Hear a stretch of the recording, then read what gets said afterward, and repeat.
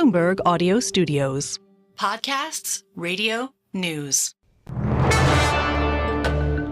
Hello and welcome to Bloomberg UK Politics, your bite-sized guide to the corridors of power. I'm Caroline Hepker. And I'm Yuan. So the votes are cast, the ballots have been counted and the results are in. Well, not quite. So not so many years ago, we used to get the counting done on the night. But these days, the results tend to trickle in over the course of the next day. London's aren't coming until Saturday.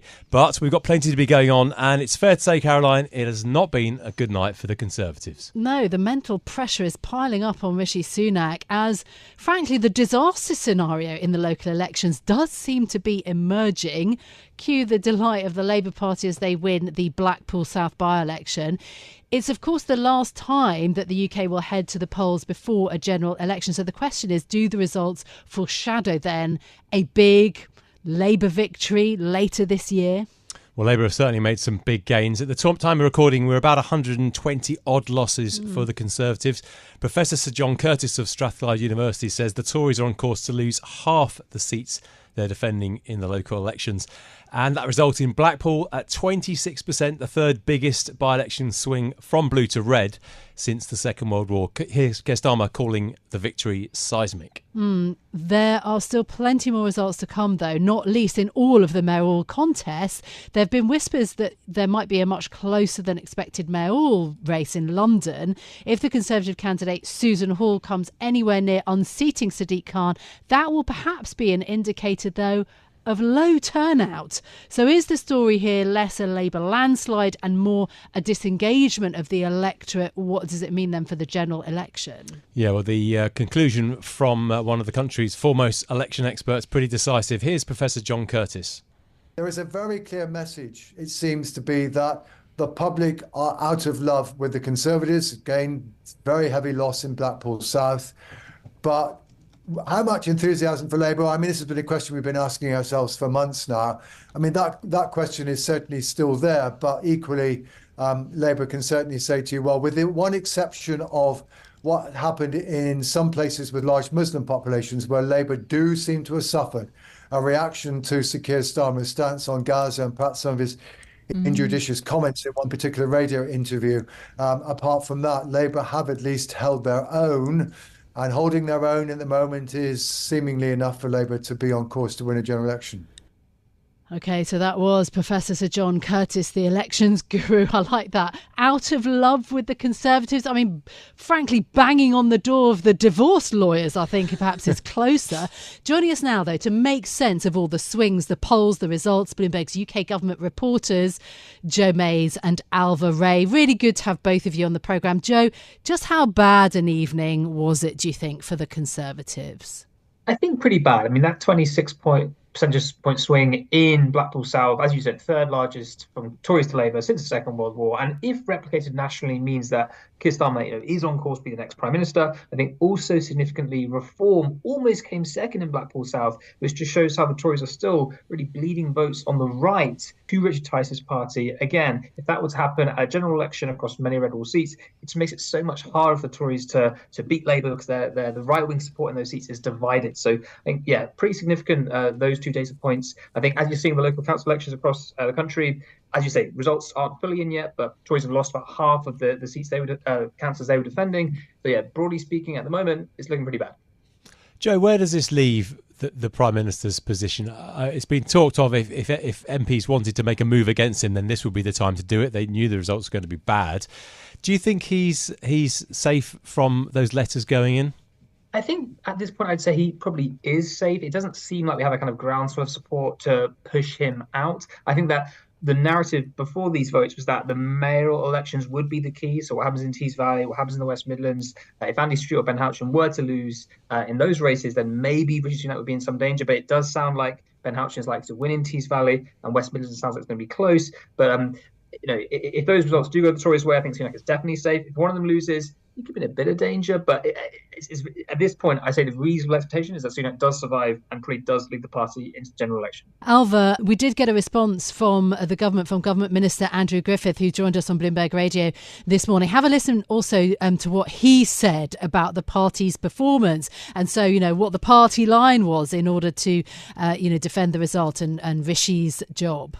Well, look, it was always going to be a tough night. Over the last few years, the government's had to take tough decisions. That plan is starting to work, but you're only now starting to see things like the benefit of that £900 a year reduction in national insurance. When it comes to Blackpool South, yes, it was going to be difficult. There were some very specific circumstances about our previous Member of Parliament. We had a really good candidate this time, David Jones. He worked very hard for every vote. But the overall level of turnout was very low across the piece. And in fact, the Labour vote, although they won that, and the winner's a win, the Labour vote was actually down on the previous election as well. Does it get embarrassing, the endless plotting in your party for a new leader? Well, I'm not doing any plotting. Actually, I don't think talking to colleagues overnight that there's plotting going on. What's important to me, and I know what's important to the Prime Minister and most of my colleagues, is actually getting on and deliver. There is, of course, a frustration, when anything happens that means we don't get our message across. So that was Andrew Griffith there speaking to Bloomberg's Lizzy Burden and Stephen Carroll just this morning on Bloomberg Radio. Ailbhe, you've been following specific races closely, including the mayoral races, particularly in the West Midlands and the Tees Valley. And Joe was mentioning that this is also seen as a very clear test for Rishi Sunak. What do you think the outcome might be? We won't get the results for a couple of days. Yes, so we're expecting Tees Valley later today, where Ben Hodgson, who won last time with 73% of the vote, so lots of people who don't normally vote Tory voted for him because of his personal brand. We are expecting him to hold on with a decreased majority, but still to win quite comfortably, which should be a little bit of good news for the Conservatives and for Rishi Sunak, even though we know that it doesn't have that much to do with the Conservatives' appeal. Ben Hodgson ran there with barely mentioning that he was a Conservative. Rishi Sunak was not on his leaflets. But I think that if he had lost there, then it would have been very, very difficult for Rishi Sunak, because it would have sent a message to all the Tory MPs in Westminster that the Conservative brand is so toxic that even people with quite strong personal popularity can't hold on. But he's quite likely to hang on. And then the West Midlands is on Saturday.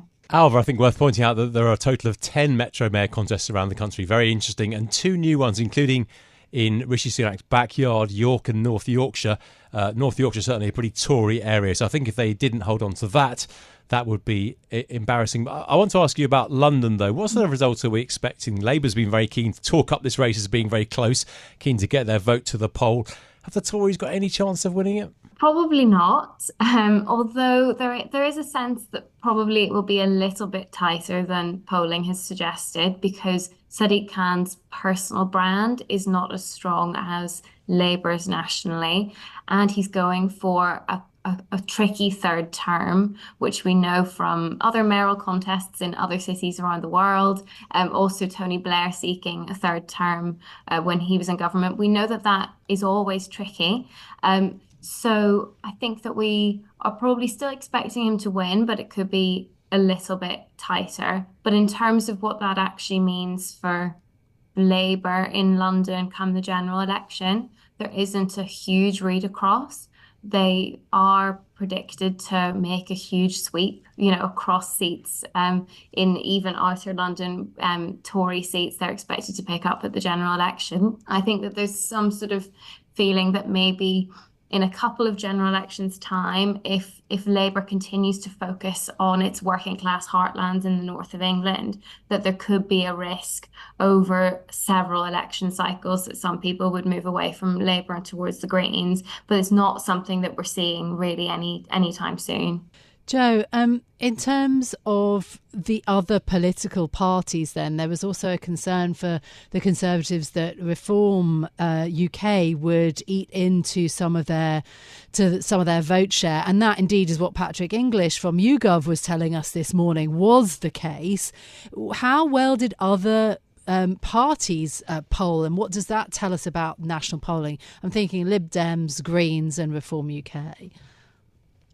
Yeah, so starting with the Lib Dems, they've shown progress across southern parts of England. I mean, they're trying to make gains in the so-called blue wall seats where the Tories are their competitor. And this is a trend that's been happening over the last few years, and it continues. So more worrying signs there for Sunak. He's trying to hold together an electoral map where the Tories won seats in the north in 2019, but also in their kind of rural areas. But on both fronts, they are under pressure. So that Lib Dem story continues tonight and during these results. I think with reform, as we saw with Blackpool South, really running the Tories hard, and that picture is kind of reflecting across the red wall. We've seen it in by-elections already this year. That continues. They're only really strengthening as a movement. You have Lee Anderson defecting only recently, and that gives them that national platform for him to make the case for reform in Parliament. So yeah, that story is going in the wrong direction for the Conservatives. And then in terms of Greens independents, they've also picked up council seats as they do at these kind of elections. Sometimes they pick them off Labour, sometimes off the Tories.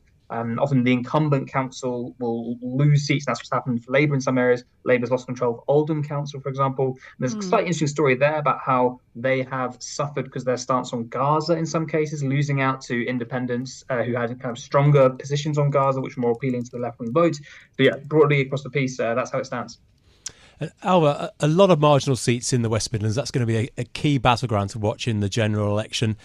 Andy Street, that looks like a close race, doesn't it? What are we expecting there? That won't be happening until tomorrow afternoon. So a lot of the narrative around how these local elections have gone for Rishi Sunak and Keir Starmer will already have been decided.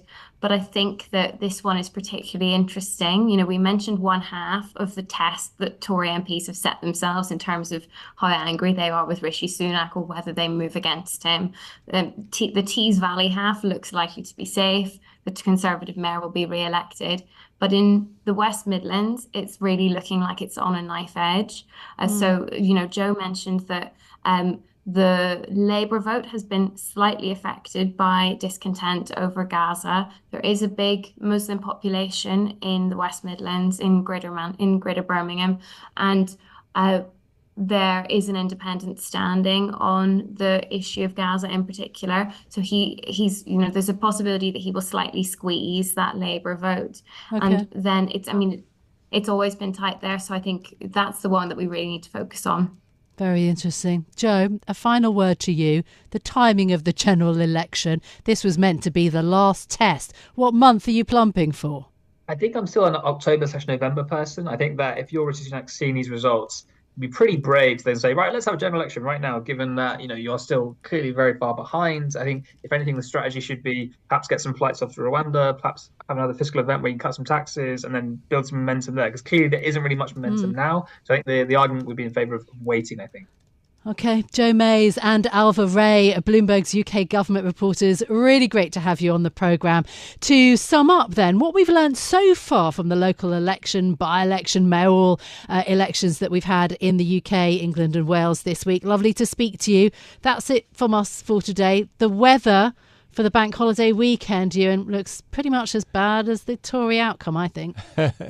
Yeah, those mayoral races are going to be very interesting. We've got 10 of those to find out, so that's plenty of excitement while we're sitting inside looking at the rain. That is it for us for today. If you like the programme, don't forget to subscribe and give it 5 stars so that other people can find it on Apple Podcasts, Spotify or wherever you listen. This episode was produced by Tiwa Adebayo. Our audio engineer was Sean Gwastamakia. I'm Caroline Hepker. And I'm Yuan Potts. We'll be back with more on Tuesday. This is Bloomberg. Bloomberg UK Politics. Listen weekdays at noon on DAB Digital Radio in London.